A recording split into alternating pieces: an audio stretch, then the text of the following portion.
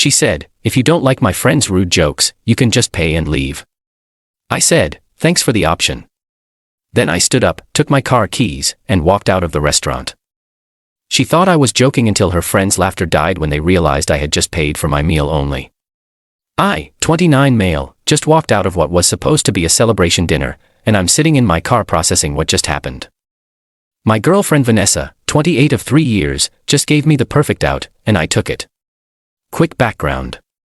Vanessa and I have been together since we met at a friend's housewarming.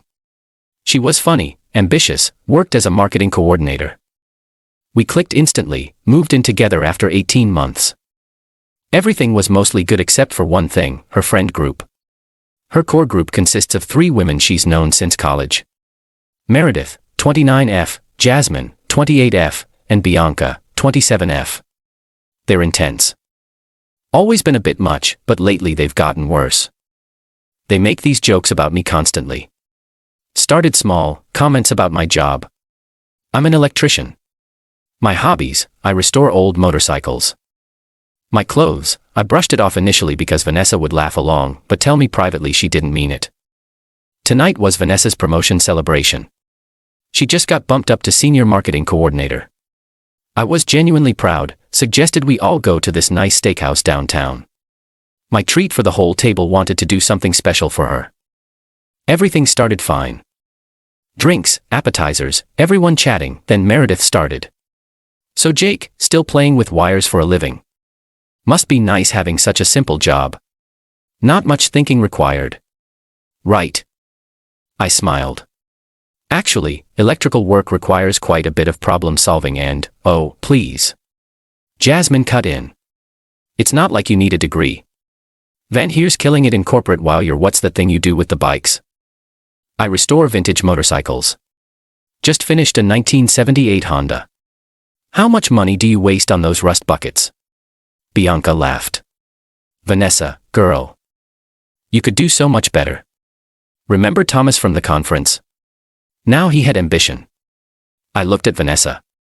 She was smiling, shaking her head like, "Oh, you guys." Not defending me. Not even slightly. The jokes continued through dinner. Everything from my grease monkey hobbies to how I probably couldn't understand Vanessa's complex marketing strategies, to Meredith actually saying I was lucky Vanessa was willing to date down. The final straw was when Jasmine said, "Honestly, Van, when are you gonna upgrade? Jake's sweet, but come on. You're executive material and he's well." I set down my fork. "Vanessa," she sighed. "Jake, they're just joking around. It doesn't feel like joking." "Oh my God. He's so sensitive." Bianca laughed. "What? Gonna cry because we hurt your feelings?" I stayed calm. "I'm not comfortable with this." That's when Vanessa said it. Looked me dead in the eye and said, "Look, if you don't like my friend's rude jokes, you can just pay and leave." The table went quiet for a second, then Meredith started giggling. "She really said it. Thanks for the option," I said, standing up. I pulled out my wallet, did quick math for my meal plus tip, and put cash on the table. "This covers mine." Vanessa rolled her eyes. "Jake, sit down. Don't be dramatic." I picked up my teas. "Enjoy your celebration dinner." The laughter started as I walked away. I heard Jasmine say, "He'll be back in 5 minutes. Watch." I didn't go back. Made it to my car and sat there for a few minutes. My phone started blowing up about 10 minutes later. First, Vanessa. "Very funny. Come back and pay the bill." Then, "Jake, this isn't cute anymore." Then, "Are you serious right now?" I drove home. More texts flooded in. Apparently, reality hit when the server brought the check. It was close to $400 for the whole table. They'd ordered expensive steaks, multiple cocktails, desserts, and I'd only left $60 for my meal and tip. Vanessa called 15 times on my drive home. I didn't answer. When I pulled into our apartment complex, she'd already left 3 voicemails escalating from annoyed to furious. I'm going inside now to pack some things. Not sure what happens next, but I'm done being the punchline. Update 1. Didn't sleep much. Crashed at my buddy Marcus's place after grabbing some clothes and toiletries from the apartment. The text assault continued all night. Vanessa. I can't believe you humiliated me like that. My friends think you're pathetic. You left me with a $400 bill. This is so embarrassing. You need to Venmo me right now. Answer your phone. Around 2 a.m., her friends joined in. Meredith sent a long paragraph about how I'm financially abusive for tricking them into thinking I'd pay. Jasmine called me a petty loser. Bianca sent a Venmo request for a $100 with the note for emotional damages. I blocked all 4 of them and tried to get some sleep. This morning, woke up to knocking on Marcus's door. It was Vanessa. Marcus, absolute legend, told her I wasn't there. She didn't buy it. I know he's in there. His truck is outside. Marcus, haven't seen him. Maybe parked here and Ubered somewhere. She stood there for 20 minutes, alternating between pounding on the door and calling my blocked number. Eventually she left, but not before yelling. This is so childish. Jake. You can't just run away from your responsibilities. My responsibilities? I paid for my food. That was my only responsibility. Marcus made coffee and we talked. He's been saying for months that Vanessa's friends were toxic and she enables them. Bro, remember when they joked about your mom's accent at your birthday dinner? Or when they said your sister's wedding was cute for a budget event? You deserve better. He's right. I've been making excuses for too long. Around 10 a.m., started getting calls from unknown numbers. Finally answered one. It was Vanessa calling from her work phone. Jake, we need to talk. Okay. Talk. Not over the phone. Come home. I'm good. You're being ridiculous. So you got your feelings hurt. My friends were just having fun. You embarrassed me in front of everyone and stuck me with the bill. I paid for my meal, Vanessa. You told me I could pay and leave. I took your suggestion. I didn't think you'd actually leave. Who does that? Someone who's tired of being disrespected. She switched tactics. Baby, please. I'm sorry they went too far. Come home and we'll talk. Just can you please send me money for last night? I had to put the whole thing on my credit card. No. No. You invited us out to celebrate your promotion, then your friend spent the entire dinner insulting me while you sat there laughing. I'm not paying for that experience. This is insane. You can't just, I hung up. She started calling from other numbers. I stopped answering, but then something interesting happened. Got a text from an unknown number. Hey, this is Bianca's boyfriend, Terrell. Just wanted to say I heard what happened and good for you, man. They've been talking trash about you for years. Bianca showed me the texts and honestly, you did the right thing. They're all at Vanessa's place right now, plotting some kind of revenge. Just thought you should know. Revenge. For what? For not being their personal ATM. Going to lay low at Marcus's for a few more days while I figure out next steps. The lease is in both our names, but I pay majority of rent, naturally. Going to need to deal with that soon. What kills me is not once has Vanessa actually apologized for her friend's behavior or acknowledged how messed up it was. It's all about the money and her embarrassment. Update 2. Well, the revenge materialized. It's both pathetic and infuriating. First, some good news. Went by the apartment while Vanessa was at work to grab more stuff. Found a notice on the door, noise complaint from Monday night. Apparently, her strategy session with the Mean Girls Club got loud enough that multiple neighbors complained. That's going on our rental record. Great. Inside, the place was a disaster. Wine bottles everywhere, food containers on the counter, my PlayStation mysteriously missing. Found it hidden in her closet later. But the real kicker, she'd gone through my toolbox and sold several of my specialty electrical tools on Facebook Marketplace. Found the listings through a mutual friend. My Klein voltage tester kit 300s, fluke multimeter, $400, and several other pieces, all priced to sell fast. I screenshot everything. Then I noticed something else. She'd been in my project room. The 1978 Honda CB750 I've been restoring. She'd listed it on Craigslist. Mechanic special. Needs work. $2,000 OBO. Must go ASAP. That bike is worth at least $6 in its current state. Probably 10 Kelly when I'm done, and it's not even hers to sell. I called the police non-emergency line, explained the situation. They said since we live together, it's complicated, but selling someone else's property without permission is theft. They suggested I document everything and file a report. While I was taking photos, got a text from my landlord. Jake, need to talk to you about the lease. Vanessa called saying you abandoned the apartment and she wants you off the lease. Also received noise complaint. Please call me. Called him immediately. Mr. Chen's been my landlord for 3 years. Good guy. Explained the situation. She says you moved out and won't pay rent anymore. I've been gone 3 days because of a domestic situation. I'm not abandoning anything. In fact, I'm in the apartment right now. She made it sound like you'd been gone for weeks. Look, between you and me, I'd rather keep you as a tenant.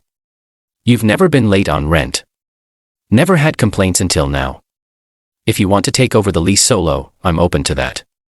What about her? She'd need to agree to be removed, or you'd both need to break the lease. But Jake, that noise complaint is a problem. One more and I'll have grounds for eviction. Interesting.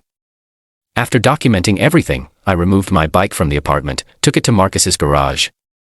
Also grabbed all my valuable tools that hadn't been sold yet. Left anything we bought together, took only what was mine before the relationship.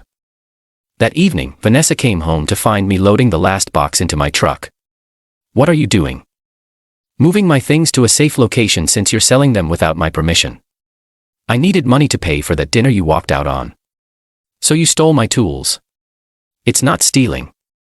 We live together. What's yours is mine. That's not how anything works, Vanessa. She stood there in her work clothes, arms crossed. Behind her, I could see Meredith's car pulling up. Of course, you're not seriously ending our relationship over one dinner. It's not about one dinner. It's about 3 years of your friends disrespecting me while you enabled them. It's about you literally telling me to leave if I didn't like it. It's about you stealing from me when I took you at your word. Meredith got out of her car. Oh good. The loser's here. Jake, you owe Vanessa $400. I kept loading my truck. No, I don't. Yes, you do. You invited everyone out, and then paid for my portion when I was told to leave, which I did. Meredith looked at Vanessa. I told you he was too proud. Blue-collar guys always have fragile egos. I laughed. Actually laughed. My ego's fine. My boundaries are just finally clear. Loaded the last box. Closed the truck. Vanessa grabbed my arm. Jake, please. Let's talk about this. We are talking. I'm telling you I'm done. I'll deal with the lease this week. I suggest you find a roommate. Maybe one of your friends since they're so successful and ambitious. You're really throwing away 3 years. No. You did that. I'm just refusing to subsidize it anymore. Drove away with them both staring, felt like a weight had been lifted. That night, she tried calling from various numbers again, finally left a voicemail. You're right. Okay. My friends were out of line, but you didn't have to be so cruel about it. Please come home. We can work this out. I love you. Too little, too late. Final update time for the conclusion of this ridiculous saga. After I moved my stuff out, filed a police report for the stolen tools with the screenshots of her Facebook Marketplace posts and my receipts, it was pretty straightforward. The officer said they'd follow up with her, met with Mr. Chin about the lease. Vanessa refused to be removed, thinking she had leverage. She didn't realize I'd been documenting everything. See, turns out selling stolen goods online leaves quite a trail. Also turns out that when you have 3 noise complaints in 2 weeks, yeah.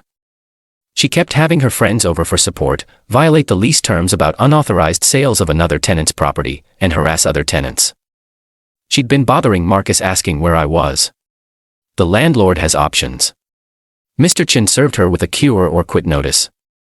She had 3 days to remedy the lease violations or face eviction proceedings. Suddenly, she was very interested in being removed from the lease, but here's where it gets beautiful. Remember Terrell, Bianca's boyfriend? He reached out again. Turns out he was sick of Bianca's behavior too. The final straw. She'd been making fun of him to Vanessa and the others, calling him practice boyfriend until she found someone better. He dumped her and moved out of their shared place the same week. Then the dominoes started falling. Without Terrell paying half her rent, Bianca couldn't afford her apartment. She tried moving in with Vanessa, but remember that cure or quick notice. Having unauthorized occupants would violate it. Jasmine's situation imploded when her boyfriend saw the texts she'd sent me demanding money. He realized if she was this entitled with me, what was she like with him? They're on a break now. Meredith, the ringleader, lost her job, not because of this drama, but because she'd been spending work hours on social media talking trash about various people, including co-workers. HR finally had enough. Without a job, she couldn't keep up with her lifestyle. Meanwhile, I found a great one-bedroom apartment closer to work. Rent's actually cheaper. Been focusing on my bike restoration. Should have it completed by spring. Even picked up some side electrical work that's paying well. Yesterday, got one last text from Vanessa. She's moving back in with her parents. The friend group apparently imploded when money got tight and they started turning on each other. Bianca blamed Vanessa for ruining everything by dating down. Jasmine accused Meredith of being a bad influence. Meredith said they were all ungrateful. I see now how toxic they were, her text said. I should have stood up for you. I'm sorry. Is there any chance we could try again? I didn't respond. There's nothing to say. Marcus helped me move into my new place last weekend. As we were carrying boxes, he said something that stuck with me. Bro, you didn't just dodge a bullet, you dodged a whole firing squad.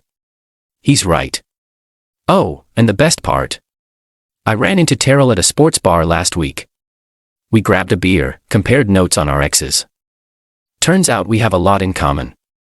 Both blue-collar guys who were dating women who thought they were settling.